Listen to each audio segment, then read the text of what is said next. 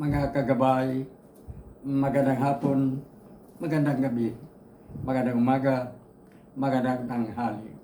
Saan man tayo naroon, ano man ang ating mga ginagawa, una at higit sa lahat, ating ialay ang ating mga sarili sa ating Panginoon. Sa loob lamang ng ilang mga sandali, ating damhin ang presensya ng Diyos. Suma sa atin ang pagpapala, ang biyaya, ang pag-ibig, at ang kapayapaan ng Ama, ng Anak, at ng Espiritu Santo.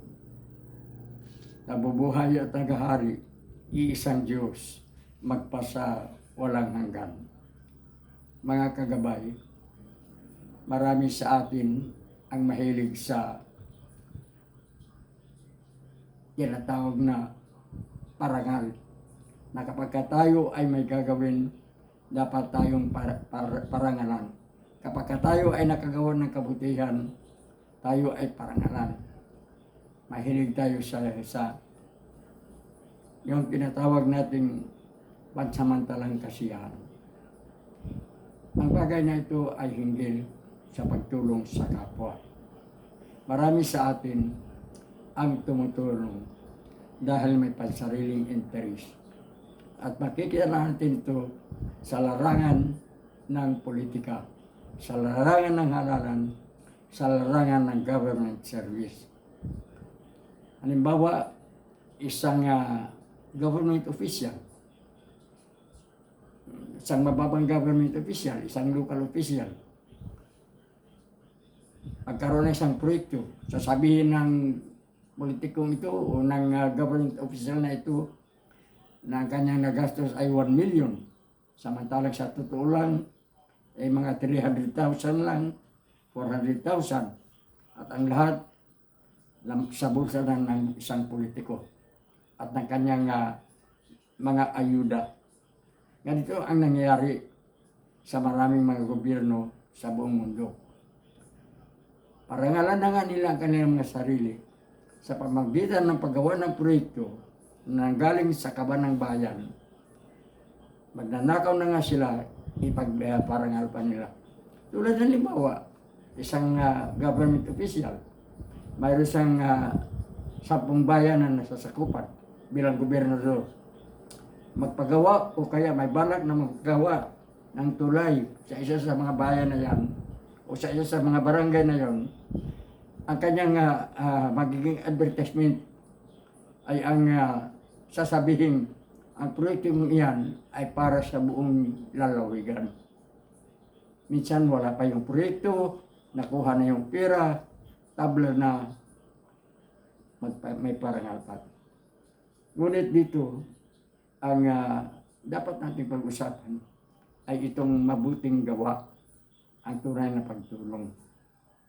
Sabi nga ni Santa Teresa ng Calcutta, si Mother Teresa, yung isang madre na nanggaling ng Calcutta, India, na sa ngayon isa ng santa ng simbahan, si Saint Teresa of Calcutta o si Santa Teresa ng Calcutta, na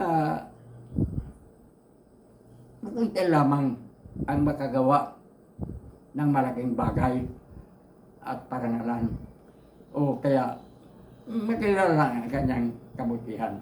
Ngunit lahat tayo ay may kakayahan na makagawa ng isang bagay na ating na mabigyan din tayo ng kaunting karangalan. Ngunit huwag natin itong ibandila. Sabi nga ni Mother Teresa o sabi nga ng banal na aklat, kung ano ang ginagawa ng kanan mong kamay ay hindi dapat makikita ng kaliwang kamay. Ang ibig sabihin, sa paggawa mo rito, huwag mong ibabandila. Donated by mayor, vice mayor, congressman, senator, president, ganon. Isang donasyon, isang pergola sa isang seminaryo sementeryo halimbawa, lagyan ng malaking pangalan. Ang tunay na pagtulong ay itinatago. bahala na yung mga nakakaalam. Bahala na yung alam kung ano ang katotohanan. At sila na ang gagawa ng anumang pagpaparangal sa nagbibigay. Huwag yung pupunta ka sa isang grupo, isang organisasyon, mag-donate ka ng 2,000, matunog pa ang banda kaysa ibinigay mo. Magbigay ng nagmula sa puso, magbigay ng talagang tunay na pagbibigay, tunay na pagtulong. At ang tunay na pagtulong, ayon kay kay Saint Teresa, ay kailangan may pagmamalasakit, may pagmamahal. At hinggil sa pagtulong na bihirang maririnig, ngunit pagdating ng araw ay makakita natin ay ang nangyari kay Saint Teresa.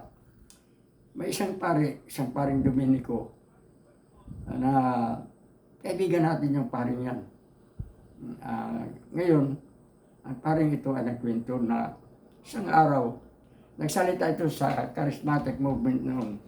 Isang araw, siya ay nakubida ni Mother Teresa upang magiging panauhing tagapagsalita ng pagtapos ng mga madre sa kongregasyon na itinatag ni Saint Teresa.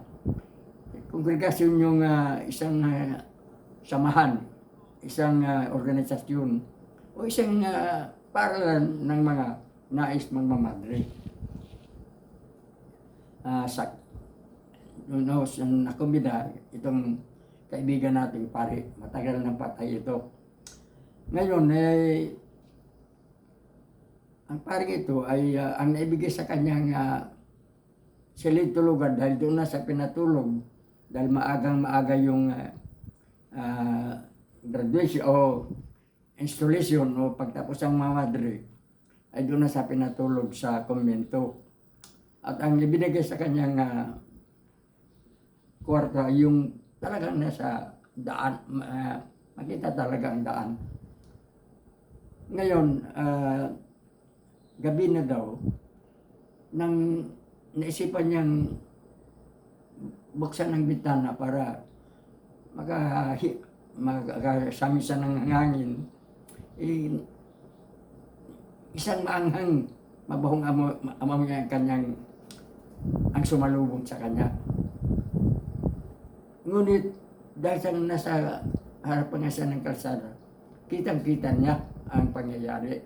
At ang sabi niya, kitang-kita niya nang binuksan ni Mother Teresa. Kilala niya si Mother Teresa, nabuksan yung gate. Pinapasok yung isang tao sa lansangan. Taong grasa. Ang dumi daw at talagang marungis at maamoy. Pinatuloy ni Mother Teresa. Kaya binantayan niya kung ano ang talagang mangyari.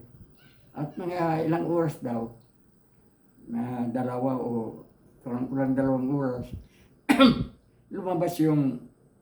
muling lumabas si Mother Teresa. At kasama na yung isang, kasama na yung pulubi na malinis na. At talagang tao na. So, dito natin makikita, sabi niya, kung gaano kadakila si Mother Teresa nang ito hindi pa nagiging santa. Kaya ang tawag kay Mother Teresa noon ay the living saint, buhay pa. Parang ang pagkakilala ng mga tao ay tunay na santa na. Dahil sa talagang matulungin, hindi lamang basta-bastang tulong. Talagang may paglilingkod, may pagmamalasakit, may pagmamahal. Ngunit sa atin, lalong-lalo na sa mga politiko, lalong-lalo na sa mga nagninegosyo ng malaking negosyo, wala itong paglilingkod. Ang tinatawag natin mga lingkod bayan ay tinatawag na lingkod bayan.